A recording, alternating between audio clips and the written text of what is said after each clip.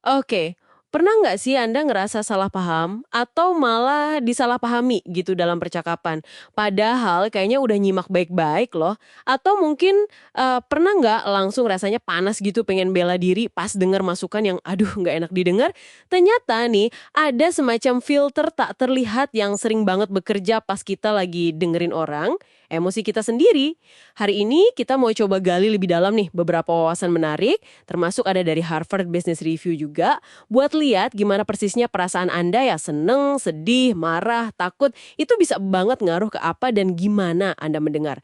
Fokus kita kali ini yaitu, gimana sih cara kita dengerin orang lain sebenarnya. Yuk, kita bongkar bareng-bareng? Ini menarik banget sih. Soalnya mendengarkan itu ternyata jauh ya dari sekedar proses pasif nerima suara gitu aja.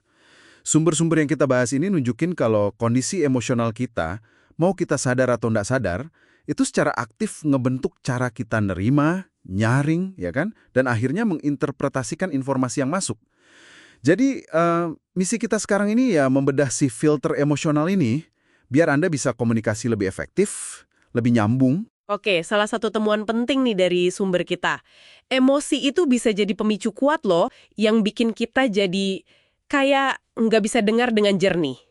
Disebutin ada 3 pemicu utama nih kalau kita lagi nerima masukan. Pertama, pemicu kebenaran. Ini aktif pas kita ngerasa info yang dikasih itu salah, nggak pas atau nggak adil aja rasanya. Kedua, pemicu hubungan. Nah, ini reaksi kita tergantung banget sama siapa yang ngomong dan gimana hubungan kita sama dia. Mungkin Anda lebih gampang nerima kritik pedas dari sahabat dibanding masukan yang sama persis tapi dari rekan kerja baru, iya kan? Nah, itu contohnya. Betul. Terus yang ketiga, ada pemicu identitas. Ini mungkin yang paling dalam ya. Soalnya nyentuh inti pandangan kita soal diri sendiri. Siapa kita? Apa yang penting buat kita? Pas masukan itu rasanya kayak ngancem identitas ini, wah, respon defensif kita bisa kuat banget.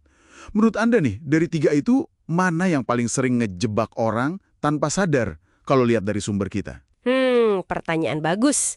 Kayaknya sih ya, sumber-sumber ini nunjukin pemicu identitas itu yang paling susah dihadapi. Kan personal banget ya.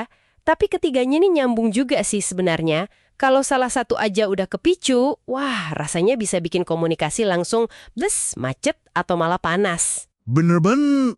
Dan ini ada kaitannya loh sama respons ancaman alami di otak kita. Itu loh, sistem lawan atau lari. Jadi pas kita ngerasa terancam secara emosional, entah itu stres, marah, takut, atau bahkan cuma ngerasa diremehin, kemampuan kognitif kita tuh bisa bener-bener turun. Fokus kita jadi sempit, kita jadi gampang banget mikir negatif, susah mikir jernih, dan ya jelas, jadi kurang bisa nerima sudut pandang lain. Wah, jadi ini yang ngejelasin kenapa kadang kita suka ngeblank atau secara fisik jadi defensif ya. Kayak pengen nyilangin tangan atau buang muka gitu pas dikritik. Iya persis, itu respons fisik terhadap ancaman yang kita rasain. Sumber Anda malah ngasih contoh jelas gimana respons atasan yang marah atau nggak sabaran gitu ya. Itu bisa langsung micu mode bertahan ini di karyawan. Akibatnya bukan cuma komunikasi saat itu aja yang jelek, tapi bisa nurunin loyalitas, kepercayaan, bahkan matiin kreativitas lo dalam jangka panjang. Jadinya kita lebih fokus buat ngelindungin diri, bukan buat kontribusi. Jadi jelas ya, dengerin yang baik itu bukan cuma diam aja pas orang ngomong. Ada level-levelnya ternyata. Pendengar yang katakanlah kurang efektif, mungkin diam cuma karena di kepalanya lagi sibuk nyusun bantahan. Mau ngomong apa nih habis ini? Tapi pendengar yang hebat, ini ada analogi bagus. Kayak terampurin. Mereka nggak cuma pasif nerima, tapi aktif bantu mantulin lagi ide Anda. Memperjelas, bahkan ngasih energi baru. Jadi mereka usaha nangkep bukan cuma kata-katanya, tapi juga nuansa emosi sama makna di baliknya. Nah, kemampuan memantulkan itu butuh kesadaran diri yang tinggi. Terutama sadar sama emosi kita sendiri. Mengelola pertahanan diri kita pas salah satu pemicu tadi aktif, itu kuncinya. Disinilah latihan kayak mindfulness atau kesadaran penuh itu bisa bantu banget. Dengan kita melatih perhatian ke momen sekarang tanpa ngejudge misalnya. Sadar jantung deg-degan atau perut agak kenceng pas dengar sesuatu yang sulit, Anda bisa ngenalin kapan si filter emosi ini mulai aktif. Terus kalau udah sadar gitu, apa yang bisa kita lakuin? Lebih konstruktif. Mungkin nanya buat klarifikasi atau sekedar ngakuin perasaan kita tanpa harus nyalahin orang lain.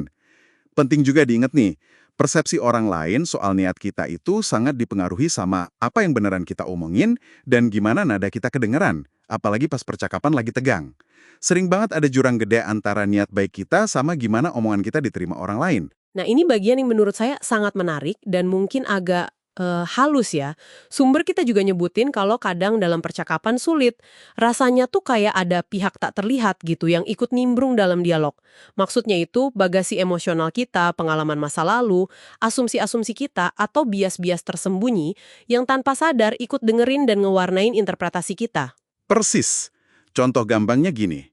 Kalau Anda pernah punya pengalaman buruk dikritik abis sama figur otoritas dulu, Anda mungkin secara nggak sadar dengar nada kritis atau niat jelek yang sama dari atasan Anda sekarang.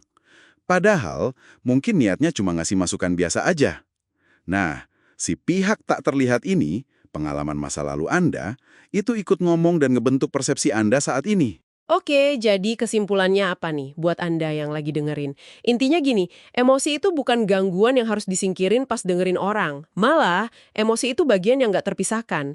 Perasaan kita, suka nggak suka, secara dasar itu ngebentuk apa yang kita denger dan gimana kita milih buat ngerespons. Makanya, ngenalin pemicu-pemicu emosional pribadi Anda.